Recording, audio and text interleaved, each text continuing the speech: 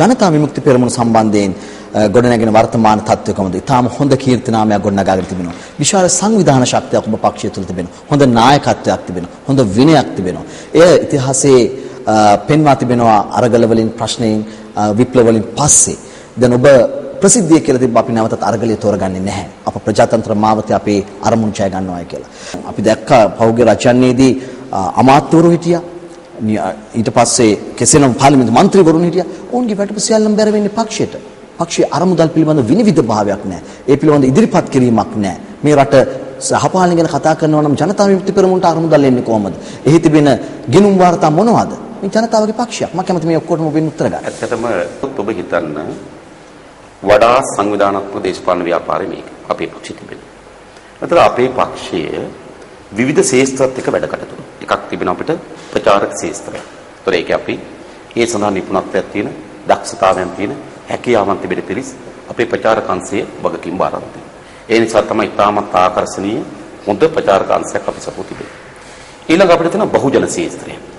ඒ පැත්තම වා නියෝජනය කරන්නේ. පාර්ලිමේන්තු මන්ත්‍රීවරු, ප්‍රාදේශ සභා මන්ත්‍රීවරු, නාගරික මන්ත්‍රීවරු ඒ ආයතන වල වැඩ කරමින් අපිට උන බහුජන යාන්ත්‍රයක් තියෙනවා. ඊළඟ අපිට තියෙන මුදල් ශේෂ්ත්‍රය. ඒකට ඒ සඳහා හැකියාවන්, දක්ෂතාවයන්, විශ්වාසවන්තයන් තියෙන සහෝදරත් එක්ක මුදල් ශේෂ්ත්‍රය සකස් වෙලා තියෙනවා. ඊළඟ අපිට තියෙන අධ්‍යාපන ශේෂ්ත්‍රය. ඒ සඳහා පොතපත හදාරන, චිත්‍රපටි විචාරය කරන, කවිය විසරද කරන, මේ විචාරය කරන, රසවින්දනය සහිත ඉතා හොඳ පක්ෂයකට ගොඩනගන අපිට අධ්‍යාපන අංශයක් තිබෙනවා. ඒ වගේම අපිට තිබෙනවා සංවිධානයක්. ඒතර අපි පක්ෂ දේශපාලන මණ්ඩල විසින් ගන්න තීරණේ ඉතා කෙටි කාලයක් ඇතුළත ගමේන සමාජිකත්වයක් දක්වා ගෙන යන්න සංවිධාන යාන්ත්‍රණයක් අපිට තිබෙනවා. ඒතර මේකෙන් තමයි අපේ පක්ෂේ සැදුම්ලක් තිබෙන්නේ. හැබැයි මේ පක්ෂේ එළියට පේන්නේ අපි තමයි. අපේ බහුජනංශය තමයි. අර මුහුදේ අයිස් කන්දක් වගේ. අපි බහුජනංශය අපි පේනවා. හැබැයි ඊට යටින් අපි අර හංගලා නෙමෙයි. ඒ අයට එළියට එන්න අවශ්‍යතාවයකුත් නැහැ, අවස්ථාවකුත් නැහැ. මොකද මුදල් අංශ කෙනාට අපිට පැහැදිලි ඒක පැහැදිලි. එතකොට දැන් දේශපාලන මණ්ඩලයට පක්ෂේ මුදල් ලේකම්වරයා හැටියට අපේ දේශපාලන මණ්ඩලය නියෝජනය කරන සහෝදරවරු මාස 3කට සැරයක් මුදල් වාර්තාවක් ඉදිරිපත් කරනවා. මගේ පැවැත්ම පිළිබඳව මම මුදල් වාර්තාවක් හදලා දේශපාලන මණ්ඩලයට ඉදිරිපත් කරනවා. දේශපාලන මණ්ඩලයේ හැම සමාජිකෙක් අතම මේ මුදල් වාර්තාව වටේ යනවා. මොනවද අපිට ලැබිලා තියෙන ආදායම? කොහොමද අපේ පුද්ගලික ජීවිතයට වියදම් වෙලා තියෙන්නේ?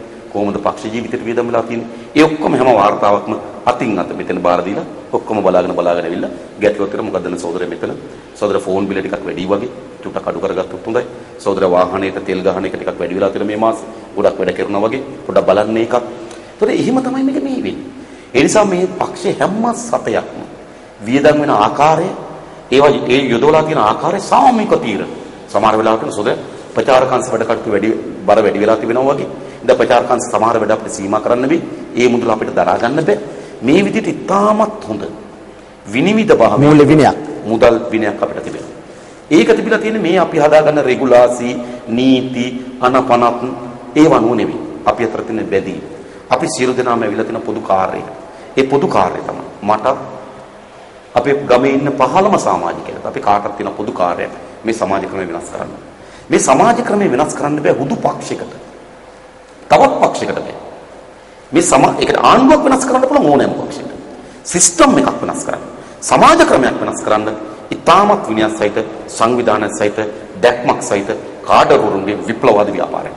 ඒක තමයි අපේ ව්‍යාපාරය. ඉතින් අපේ ව්‍යාපාරය හදලා තිබෙනවා. තම අඩුපාඩුකම් තිබෙනවා.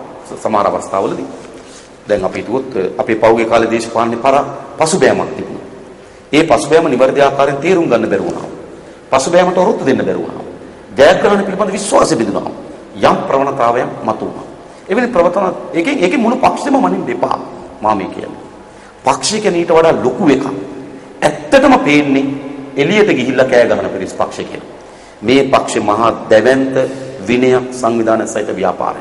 ඒ නිසා තමයි ඔබ හිතන්න හැම කෙනා මේක දන්නවා. ඒ විතරක් නෙවෙයි. ඔබ කිව් පරිදිම අපේ පක්ෂ කරේ ජනතාවගේ විශාල විශ්වාසයක් තිබෙනවා. අපිට ඡන්දේ නොදෙන කෙනා අපේ පක්ෂයට කැමතියි. අලියට කතරේ ගහන ගම JVPI ඉන්නවනම් හොඳයි කියලා හිතනවා. අපි දැක්කලා තියෙනවා. ඒක ඇත්ත. බුලත් කොලේට කතරේ ගෙන ගම JVPI තමයි මොනවා හරි කරන්න කියලා හිතෙනවා. මේ රටේ කොතනකාරී ප්‍රශ්නයක් මතුණු ජනතා විමුක්ති පෙරමුණ මොනවා හරි කරයි කියලා විශ්වාස කරා. දැනු මෛත්‍රීපාල සිරිසේන මහත්මයා මේ ආණ්ඩුව පිළිබඳ පූර්ණ විශ්වාසයක් නැහැ ජනතාව. හැබැයි ජනතාව කියනවා JVP එකේ ඉන්න ඕනේ උතන ජාතික විධායක සභාව. ඒගොල්ලෝ හරි මොනවා හරි කරන්නේ. එහෙම නැත්නම් එන රට තුල අපේ පක්ෂයට කැමැත්තක් තිබෙනවා. අපි ඒ ජනතාවගෙන් ඉල්ලා හිටිනවා. මේ කැමැත්ත ඡන්දයක් බවට පත් වෙලා නැහැ තාම. අපි ඒක දන්නවා. ඔව් කැමති. ඔව් හිතනවා මෙහෙම. ජනතා විමුක්ති පෙරමුණේ පාර්ලිමේන්තුවේ ඉන්න ඕන. හැබැයි වෙන කවුරු හරි ඡන්දෙ දීම. එයා Tamanට පුරුදු පක්ෂයට ඡන්දෙ ගහලා ඒ අතරේ ගහලා එයා හිතනවා JVP එක පාර්ලිමේන්තුවේ ඉන්න ඕන කියලා. අපි කියන්නේ එහෙම හිතන්න එපා. ජනතා විමුක්ති පෙරමුණ පාර්ලිමේන්තුවේ ඉන්න ඕන කියලා හිතන හැම කෙනෙක්ම ජනතා විමුක්ති ඡන්දයක් දෙනවා. ඒගොල්ලෝ හිතන්න එපා වෙන කවුරු හරි දීලා JVP එක આવුත් හොඳයි කියලා. Taman දෙන්න පටන් ගන්න. මේ පක්ෂය තමයි මේ රටේ අනාගතය. මේ පක්ෂය තමයි මේ රටේ ස්ථාවර අනාගතයක් නිර්මාණය කරන්නේ. අපිට විශාල බලාපොරොත්තුවක් තිබෙනවා. අපි අසුබවාදී මිනිස්සු. අපි හැමදාම සුබවාදී මිනිස්සු. අපිට විශාල ප්‍රාර්ථනාවක් තිබෙනවා. ඇත්ත වුමනාවක් තිබෙනවා. මේ අපි කිසිවෙක් අපිට පුද්ගලික යමක් උපයාගෙන ඉන්නේ දේශපාලන තෝරාගත්ත මිනිස්සු නෙවෙයි. මහා ධනවත් මිනිස්සුත් නෙවෙයි. මහා ධනවත් සාමාන්‍ය ගම්වල අම්මලා තාත්තලාගේ දුව දරුවෝ අපි. අපි හැම සමාජයකම අපි කවුරුත් එහෙම. අපිට ඇත්ත උතුම් වුමනාවක් තිබෙනවා. ඒ වුමනාව තමයි මේ සමාජයේ යහපත් දිශාවට පරිවර්තනය කළ යුතුයි. අවුරුදු 67ක් ගමන් කරපු මේ දිශානතේ අපේ රටේ සමාජෙමි වූ ආර්ථිකෙමි වූ අපේ රටේ ජනතාවගේ ජීවිතය ගොඩනගන්න අසමත් වෙලා තියෙනවා.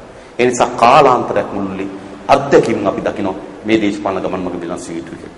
ඒ වෙනස් කිරීමේ ගමන් මඟ තෝරාගත්තු මිනිස්සු අපි. ඒ නිසා අපේ ව්‍යාපාරේ මූල්‍ය චෝදනා විනය ඒවා කොතනක හොයනවා. ඕකට පිළිවෙත විනය පරීක්ෂණයක් තියෙනවා. විනය පරීක්ෂණ අතර තරාතිරම නොබලා අපි වගකීම් වලින් ඉවත් කරලා තිබෙනවා. වගකීම් වලින් පහත දාලා තිබෙනවා. විමල් වීරවංශට එරෙහිව බොහෝ අය තර්ක කරන විමල් වීරවංශ පක්ෂ දාලා ගියා කියලා. මහින්ද රාජපක්ෂ විමල් වීරවංශ දැහැගත්තා කියලා. එහෙම නෙවෙයි සිදුවේ. විමල් වීරවංශට එරෙහිව අපේ පක්ෂ චෝදනා 4ක් ඉදිරිපත් කරන ඔහුගේ පැවැත්ම පිළිබඳව. අපේ පක්ෂයේ සෝමන් සමරසිංහ සහෝදරය විසින් ඉදිරිපත් කළ චෝදනා 4ක් විමල්ගේ පැවැත්ම පිළිබඳව. විනය කමිටුවක් පත් කරා. ඔහු විනය කමිටුවට මුහුණ දෙන්නත් යන්න ගියා. ඉතින් මේ මොහොතේ අපේ රටේ පක්ෂ විසාව ප්‍රසිද්ධම කටකේ බවට පත් වෙලා හිට වීරවංශට එරෙහිව අපි විනය පරීක්ෂණ කියනවා. මේ ආණ්ඩුවට මර්වින් සිල්වට විරුද්ධව රනිල් වික්‍රමසිංහ මහතාට තෙවරක් තරමට විරුද්ධව වෙන පරීක්ෂණ කියන්න බෑ. හැබැයි අපි එහෙම නෙවෙයි. එවැනි ව්‍යාපාරයකට මේ රට බාර දෙන්න කියන ඉල්ලීම තමයි අපි මේ රටේ ජනතාවගෙන් ඉල්ලා සිටින්නේ.